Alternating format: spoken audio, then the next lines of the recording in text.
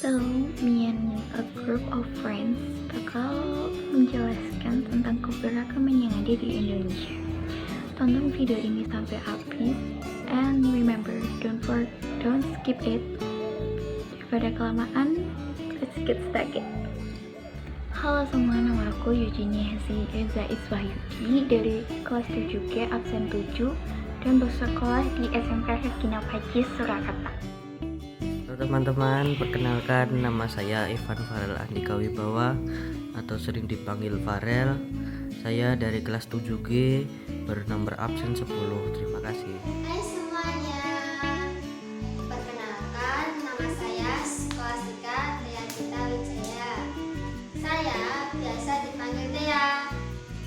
Saya dari kelas 7G nama absen 20. Saya bersekolah di SMP Regina Pacis, Surakarta.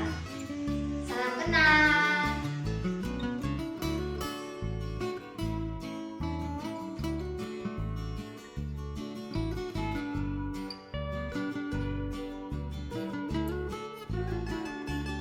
Indonesia kebanggaanku.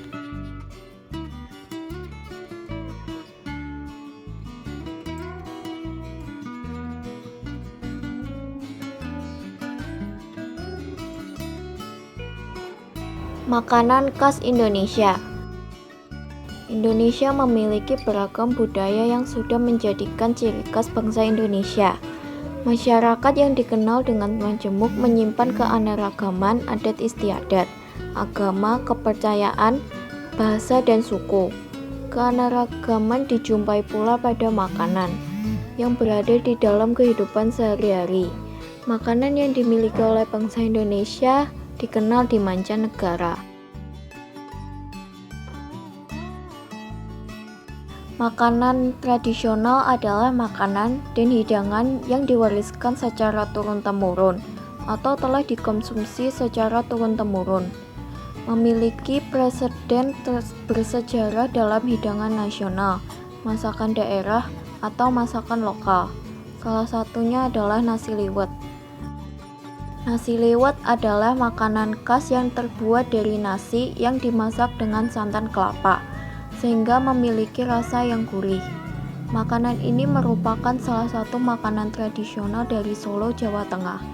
Walaupun terlihat sederhana, namun nasi liwet ini sangat digemari oleh masyarakat dan menjadi salah satu ikon kuliner tradisional di kota Solo.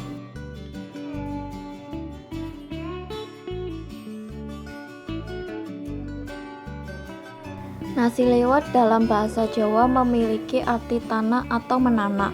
Jadi kalau namanya nasi liwet artinya nasi yang menggunakan proses liwet, yaitu teknik memasak nasi dengan cara mencampur beras dan air, bisa air putih atau air santan, dalam satu tempat khusus.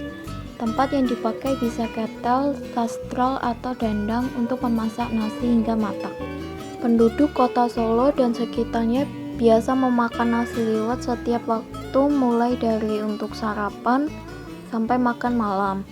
Nasi liwet biasa dijajakan keliling oleh bakul bambu oleh ibu-ibu yang menggendongnya tiap pagi atau dijual di warung les.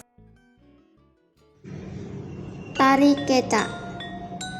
Kecak adalah pertunjukan drama tari seni khas Bali yang lebih utama menceritakan mengenai Ramayana dan dimainkan terutama oleh laki-laki.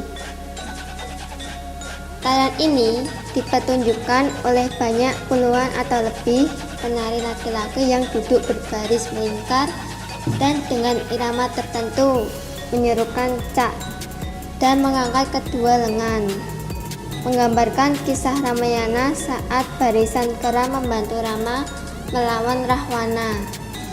Namun, kecak berasal dari ritual Sanghyang, yaitu tradisi tarian yang penarinya akan berada pada kondisi tidak sadar, melakukan komunikasi dengan Tuhan atau roh para leluhur, dan kemudian menyampaikan harapan-harapannya kepada masyarakat. Para penari yang duduk melingkar tersebut mengenakan kain kotak-kotak seperti papan catur melingkari pinggang mereka.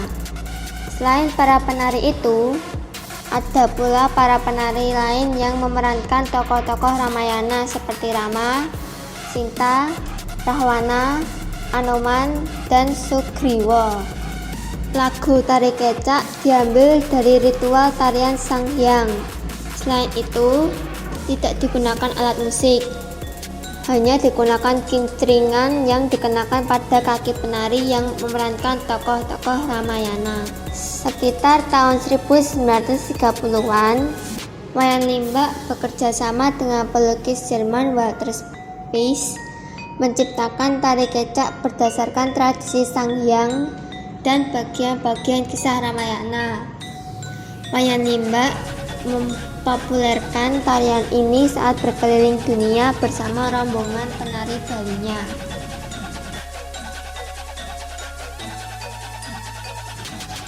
Pengertian tari. Tari adalah gerak tubuh yang secara berirama senada dengan alunan musik yang dilakukan di tempat dan waktu tertentu untuk keperluan pergaulan, mengungkapkan perasaan, maksud, dan pikiran.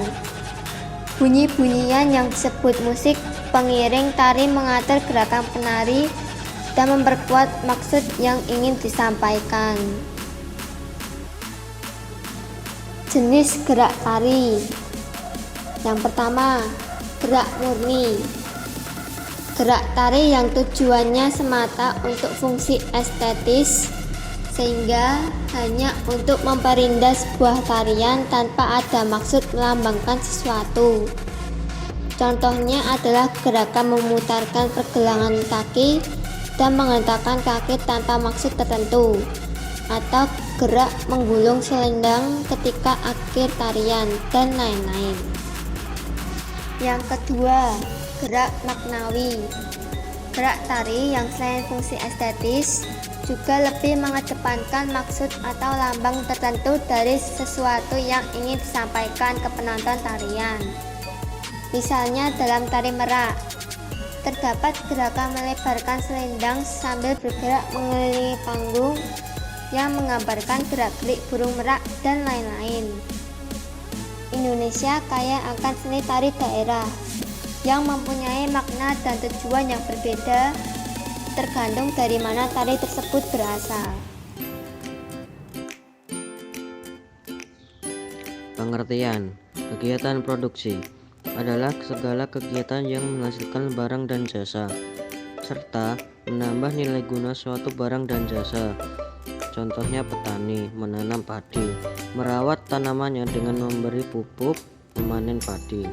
Kemudian, mengolah gabah menjadi beras adalah kegiatan produksi. Pengrajin meja dan kursi, mengolah kayu menjadi kursi sekolah, juga merupakan produksi. Kegiatan produksi tidak hanya memproduksi barang saja, tetapi juga jasa. Guru, penerjemah, dosen, jaksa adalah contoh kegiatan produksi jasa. Orang yang melakukan kegiatan produksi disebut produsen. Kegiatan distribusi merupakan penyaluran hasil produksi berupa barang dan jasa dari produsen ke konsumen untuk memenuhi kebutuhan manusia. Contohnya barang dan jasa yang diproduksi harus diantarkan ke pasar atau ke bangunannya. Beras hasil olahan petani di pedesaan harus dibawa ke kota untuk penduduk kota. Demikian juga udang hasil tangkapan nelayan tentunya harus diantarkan ke pasar. Kegiatan mengalirkan barang hasil produksi ini disebut kegiatan distribusi. Orang, kelompok, atau lembaga yang melakukan distribusi disebut distributor. Kegiatan distribusi juga termasuk gudang sementara tempat barang dari produsen sebelum diantarkan ke bangunannya.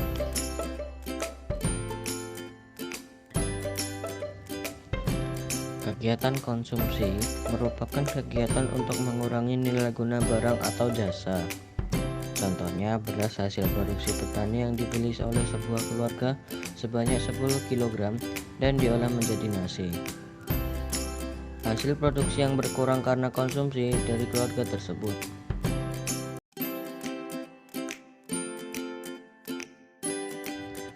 pelaku berupa orang, kelompok, atau lembaga yang melakukan kegiatan konsumsi disebut konsumen. Konsumen termasuk rumah tangga, pemerintah, dan perusahaan industri. Demikianlah teman-teman pemaparan dari kelompok kami. Jangan lupa like, share, subscribe, and comment. Thank you. Bye.